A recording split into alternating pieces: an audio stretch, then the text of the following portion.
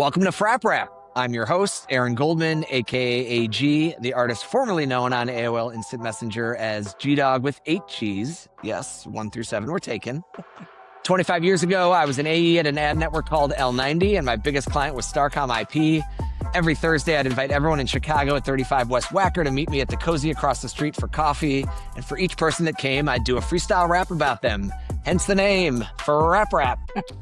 Each episode, I track down another OG IPer to reminisce about the good old days and see what they're up to now. And we got an OG in studio, well, not in studio, on the virtual studio today, Jen Schreiber. Jen, welcome to Frap Rap. Thanks, GDogggggggg. This is awesome. So great to see you. I look forward to catching up. You look great. You've got the perfect background. Where am I catching you? Where is this beautiful backdrop that I'm looking at? I'm in my home office today. Yeah. I have an orchid behind me. That's what that is, that weird sticky thing. Got a purple thing going back there. Yes, and then is that also a painting of another flower? Is that also an orchid in the painting? I actually made that painting when I was in college. Okay. Wow. All right. Very cool. Because I used to be artistic. And now you're just flipping homes. Pretty much. We'll get to all that. Yes, but first we want to start back in the IP days. And so when did you start there and what was your role at the time? Okay, so I started in 2000. And I came in as an associate media director. Okay. I think. Yeah. AMD, that was a role that existed. I was in AMD. I was working for Wendy McGregor, who was then Wendy Barsky.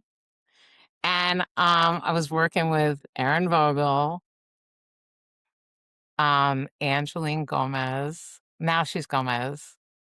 There were a few other people. Yeah. Fun fact. That's when I started. Yeah, it was fun. I think we were like 40 people then. So maybe? I have, of course, I've saved my Rolodex from back in the day, and right here under S's. No. Stop. My old business card. Does it say associate director? It sure does. It says associate director. And actually, this is at the bottom, I would write notes based off of like the context for meeting you. So my God, with Angeline. It says January with Angeline. 30th with Angeline. Yep. So there we Wait, go. I have to see. Do I have the same cell phone number? We're about to dox you on the internet here. Now, I'm guessing this is, I can't actually see it. Yeah, the camera doesn't want to zoom. No, doing something. For those who are listening to the audio and not getting the full video experience, you just saw Jen in her glasses squinting while I was holding up something that was blurry. So this was a me thing, not a Jen thing. This actually has your voice and your fax. There's no cell on here. A fax and these number. are both 220 numbers, which of course is the landline for Starcom Burnett. numbers. Oh my God, yeah. I had a fax. Isn't that? Oh, it's funny because now I actually put my phone number all over social media. You want, so right? You want everybody to call. I do. Have you come up with is there a jingle yet? Do you have a jingle with your? I don't have a jingle for kids. But I should come up with a Cars for Kids, but hopefully more annoying than that.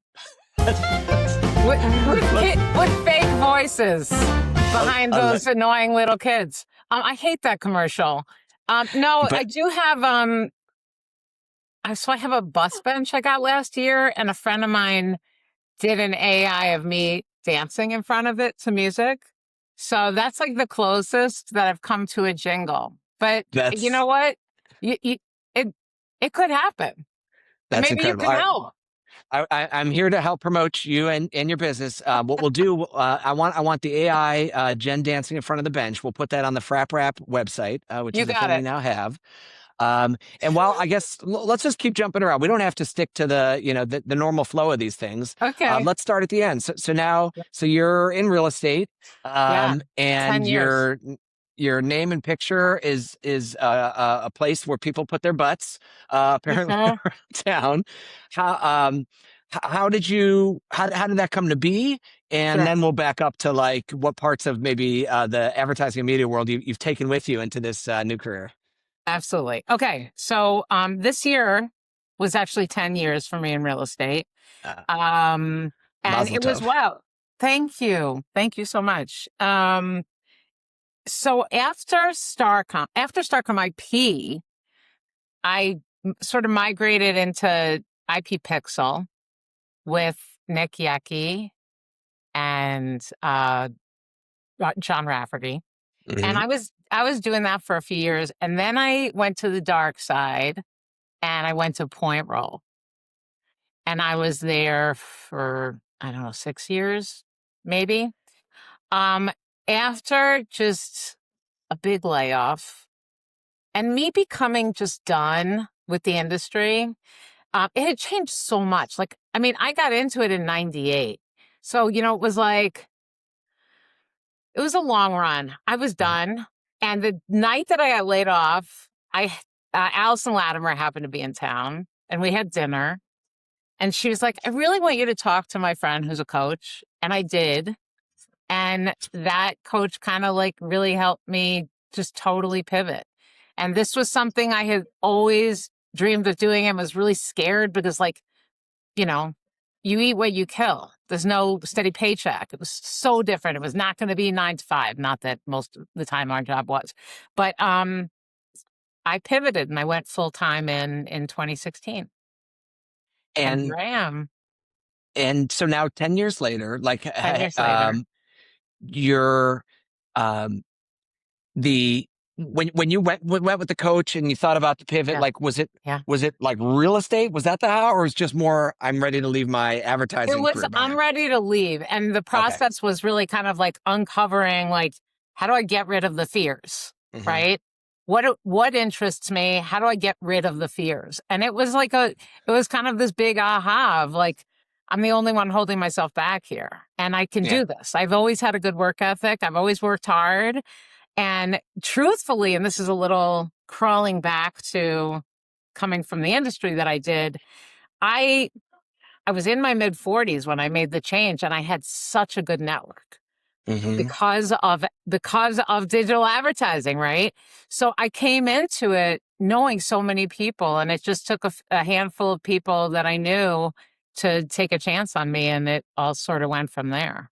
So I was really lucky.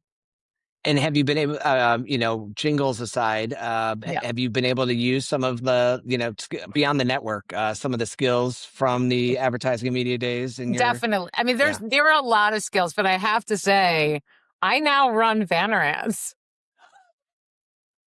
I have an AdWorks campaign, which is actually only going to people that I know. So that's kind of fun. I don't actually track my own clicks. It's just to be out there. But there are a lot of things from digital and just like marketing in general. And I did graphic design before I went into digital advertising. So all the things that came from there that definitely help. But like my first love in the world was architecture. And so, you know, I could spend all day looking at like, you know, buildings and interior design. And I love that stuff. And then, you know, between managing people at IP, learning to manage clients, you know, it set me up very well. And then of course, sales, going into sales. So, and we were always doing a certain amount of sales, even at the agency. So, there were a lot of benefits that I took from there that got me to this place. Yeah, I'm sure not all the perks have carried over. I'm sure with your hefty AdWords budget, you're now probably getting a lot of love from Google reps whining and dining you. No, Jim Murphy is not calling me trying to, you know, negotiate Yahoo rates. Like, but if he's looking for a new home. Yeah, maybe. Jim, call me. But what's funny, I've actually worked with a lot of IPers, which has been great. Yeah. I think my very first IP client, you know what? It was actually Melissa King, even though she was only at IP for like 2 weeks, because then she moved to California unexpectedly. But Margaret Bell, I think, was my very first. And I've worked with like 8 or 9. I worked with Garvin and Hawker. And there's a lot. Oh, Kevin Lang, twice.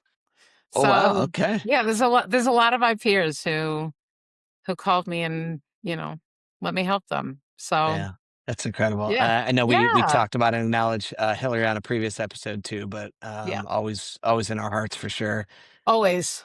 Yeah. Always. Look at the picture right So up here. one of the it's interesting, the network piece, and kind of going back to the well with some of your I mean, because this is all the people we knew. There's all the time, Yeah. we spent all the time, so there's that trust that gets built up. Yeah. And in your space, I'm sure it's all about trust, and that's kind of the Yeah. key sort of benefit that you bring to folks. Do you ever feel weird? Like, I don't know. I think about, like, I've gotten calls from other people I've worked with in like the advertising context, and now they're in Yeah. like personal finance, and Yeah. they want to, sell me like, whole life insurance, or Right. like You're like, what the hell do one. you know about life insurance? Yeah. Right. Or like Right. some of these people who've gone, they get into like these, what do we call them, multi-level marketing Right. companies, and then they start like, spamming their whole network. Did you ever feel like you were, like, did it feel weird or awkward, or was it just perfectly natural to call You your know friends and what? say, hey, if you need help, I can help you? It's a really good question. And in the beginning it did. And here's the thing. It's like, so to get licensed, you take like 90 hours of class just to take the test. And then you take the test and you come into the industry knowing nothing. The classes you have taken have been to take the test. It's like, SAT courses. So, but I came in, and because I was able to do this full time, and the brokerage that I chose to come to, it was very purposeful. The managing director, or the managing broker at my brokerage, I just absolutely fell in love with her. She took me under her wing, and I learned a lot pretty quickly. And what's funny is one of my friends had reached out to me. I was probably doing this for about 6 months, and she reached out and she's like, "We want to sell, but and we love you, but you are brand new." And I was like, "I totally get it.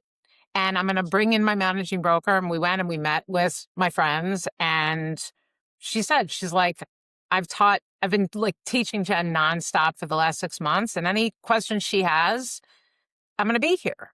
And I was able to do a great job. Like, they've used me since. And I started to build confidence, but I also have great colleagues within this industry and friendships that I developed. This can be a very solitary industry. And if you don't have those buddies to bounce things off of, I still do it every day, because every day there's like some new situation, right?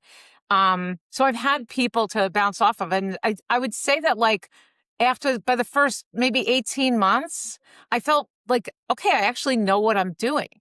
And it felt very natural to me. So in the beginning, for sure. Yeah. But now I've had to assure I have a very good friend who has said to me, like, "I'm so nervous that you're going to think I'm the biggest pain in the ass." I'm like, "You have no idea. Like, it's going to be fine." So I can understand why other people might feel weird about it. But I don't feel weird about it. Cool. And you've never lost a friendship as a result of something gone wrong in No. the trenches. That's good. That's good. No. No, I'm working with one of my closest friends right now on her sale, and it's great. It's funny That's to all. sometimes switch between like fun regular Jen and fun and sometimes serious real estate Jen, but I haven't. I don't think I have. But maybe there'll be a note in the comments later. Yeah, please reach out. So Jim, out for me.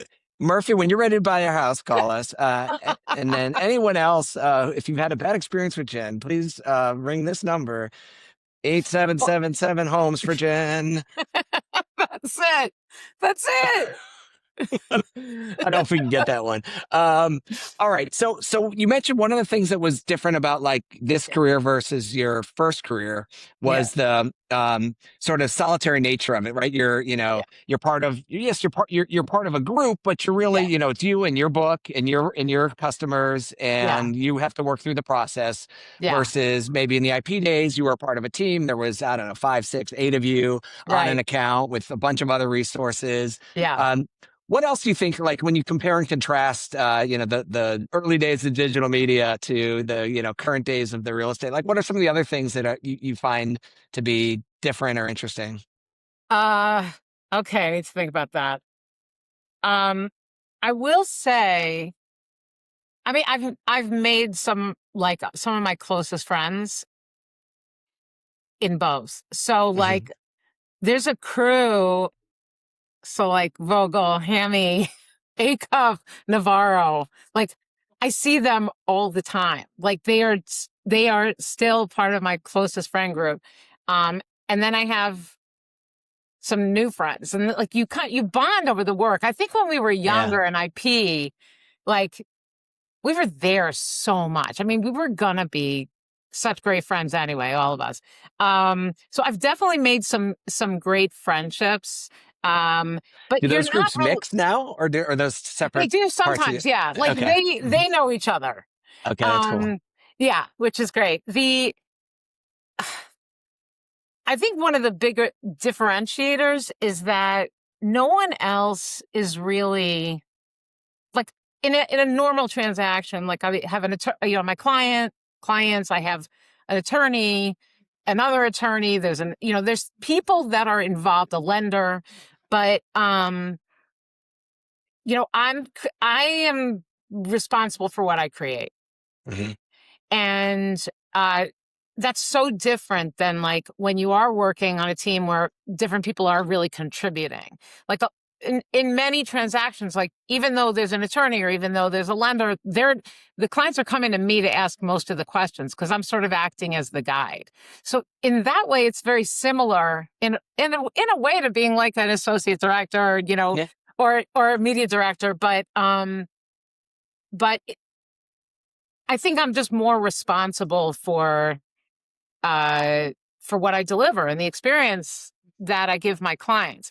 The other the thing that's a very different is I'm only working with someone for like maybe 3 months, maybe 6 months, and then we're not working together anymore. Like I'm Right. keeping in touch with them, right? So it's like in IP, if you get stuck with a bad client, like tough shit. Like you're done. If I'm working with a tough client, I'm like, I'm gonna be done with them in 3 months.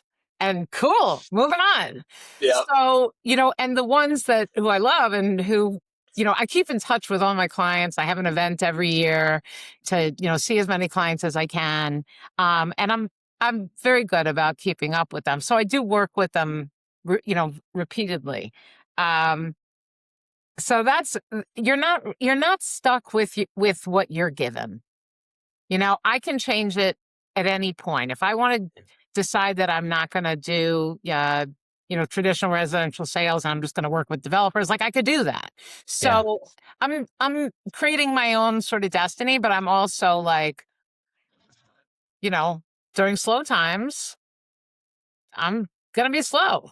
Yeah. And I'm not getting the same type of paycheck that maybe I was getting 6 months before. So you have to kind of roll with it. You have to be able to be financially responsible, and know that like some years are going to be better than others.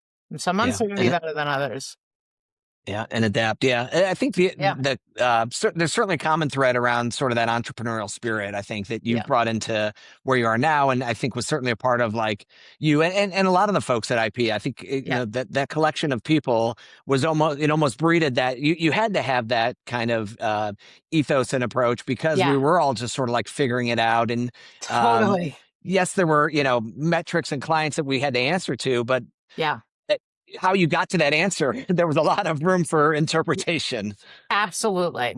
Absolutely. So, I mean, there are a lot more similarities probably than I'm even thinking of right now. Yeah. But Well, I mean, let's jog your yeah, memory and go back there. yeah, So you say, all right, so 2000 we started. yeah. Um, do you remember what account you worked on at first? Oh, McDonald's. I was McDonald. Okay. And Yeah. did what at the time like what was the state of? Do you remember like what was like innovative for McDonald's and digital at the time? Were you just like getting them a website or what was going We on were there? we were doing like I don't even remember what they're freaking called. Like jump pages. Oh yeah, sure, yeah, or like a microsite maybe. Microsite. That's it. Yeah. Oh God, I'm really I've been out for a while. That's good. We were doing jump pages. We did some really, really cool stuff. Like I remember being very proud of a collaboration that we did with Nick Jr. And we got like this awesome game that was on a CD-ROM slipped into the packaging. And I loved working on McDonald's. Like I loved it. I feel like that was kind of my identity at Starcom IP. But it was interesting because we were only working on the kids' account. And just the way that it was split up. The business was split, right? Yeah. Did OMD have adult? They had adult. Okay. Yeah. And we had kid, and I think we had pitched it at some point, and then we were gonna win it, but then there was some conflict of interest. I don't know. But I worked on that. I've worked on Sony. Mm-hmm. I think that Vogel told and that was story. Sony Pictures, right? Not like the Sony Walkman. Yes. Okay. Yes. Yeah. SPDE, Sony Pictures Digital Entertainment. That was I remember the acronym. Yeah. How do you even remember that? It was my job was to like memorize this org chart and know exactly what everybody. Now this is this one's from 2005. So let's see. At this point, you were already IP Pixel. I see. You were still doing some work on Finish Line Sports. Oh, yeah. You had Hallmark. Oh my gosh, you had a lot. You had like 8 lines of Sara Lee. Bakery Group, Consulting, Senseo. Was that their coffee pod thing? Yeah, right. Yes. They were trying to be. That was before Keurig. Why does it say Sara Lee - Bally Total Fitness, Hanes, Jimmy Dean's? Were these like co-marketing? No, they were. Hanes was like owned by Sara Lee. Oh, no kidding. Okay. Yeah, I think so because was Hanes the one? We were working on both food and Hanes. Hanes was Pixel. I can't remember, but I worked with Vogel on Sara Lee, both in IP and in Pixel. Okay. I'm just picturing the crossover. Michael Jordan and his, Hanes eating like a, croissant or something. I'm sure that I didn't realize all those brands rolled up. You must have had but then they separated. So you were IP Pixel for a couple years in Pixel and then Point Roll. Was that the progression? Yeah, I was in Pixel. So 2005 to like 2008. And then I left. Okay. I think I left in 2008. And then I was at Point Roll for like 8 years. Long time. And what was the, what was the impetus for leaving Starcom, going to Point Roll? Do you remember back at that point, what the decision was hinging on? I think it was, I was kind of, I don't know. Like, I think that my no. Well, yes, but that wasn't the reason. I think that I was getting a little over agency life. Mm-hmm. To be honest, TBH, as the kids say. The money was definitely a nice change. But I'd spent a long time at 35 West Wacker. And it was just time for something new. It was time. And it was great. I loved I was managing it the whole time I was at Starcom, and it was really nice to be an individual contributor. And then I was calling on publishers at Point Roll. Right. You offering them the fat boys, the skinny boys, right? Wasn't that the product line? All the different boys? Yeah. Well, who was in charge of product marketing for Point Roll, and what were they smoking at the time? I don't even know. I loved working there. It was all cuckoo, but it was fun. It was really fun. And a bunch of people from Starcom had come from there, which was nice. Right on. Yeah. All right. So I think it's time we should transition into the apartment crawl round. Do you have your solo cup or something that'll pass for one? All right. Oh, what does that say? American Bocce Company. American Bocce Company. You got a high-end... This was part of a gift, a part of a prize. And how, let me guess, You won a round of bocce? I've won, me and my little team, there were 2 levels, the gold level and the silver level. Silver's lower. We won the silver tournament last Well, summer. that sounds impressive. Thanks. I don't know what those levels correspond to, but I'm sure you earned Good it. and not as good. Okay. Gold was good, silver was not as good, and we won the tournament for not as good. And we were Okay. so psyched. Well, that's awesome. So of course the apartment crawl, this is our speed round, and it's kind of like a throwback to the days at Yeah. IP where we'd go around to different people's apartments and have a drink, make a mess, and then move on. Before we start, any interesting apartment crawl memories you want to share? I never went to an apartment crawl. Well, this is a first. We're breaking new ground. So wait, I have to explain it to you? Then I guess I was explaining it for the listeners, but I guess I need to explain it. So Jen, there was this thing. So seriously, what happened? Why you must have known about it? Why you just never you chose not to go? I just it's possible I went to one. Okay. I was a little bit older than some of the people who I hung out with at IP, and they were more into partying than I was. Okay. The joke is that I always wanted to go home by like 10 to watch reruns of Will and Grace. And I did. And Vogel bought me the box set at one point so that I no longer had an excuse to go home. That's and amazing. that didn't really work. I still left. Let me just say I've definitely went to IP parties. And I never missed a burnout breakfast. But I don't think I actually went to an apartment crawl. Okay. Wow. Well, this is a first. Even like when we had Shelby on, she was talking about how like her strat was, she would go, but then leave after the first place. So she could at least put some face in. You didn't even feel obligated to do that. You said, go ahead, kids, have a good time. It is possible that I did that. I think that Vogel or Hammy might remember, but I don't. Okay.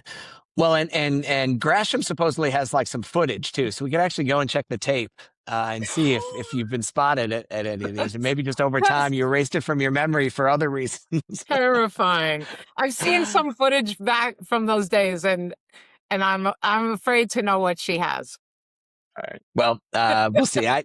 It's unknowable if it, as of now, it's just a threat that she's made to pull out. Who knows if it actually exists. She only lives 2 blocks away, so I could probably get in there if I need to. Crawl over there and have a look. Bring your bocce cup and crawl over to Hammy's house. Well, cheers. All right, so here we go. Quick answers. First question that I've asked everyone, and this will be the name of the episode. What was your AOL Instant Messenger handle? Schreiberoni. Schreiberoni, as in pepperoni, but the Schreiber version? Yeah, Schreiberoni, the San Francisco treat. The San Fran 8777 homes from Jen. First boss at IP? Wendy Barsky McGregor. Favorite client?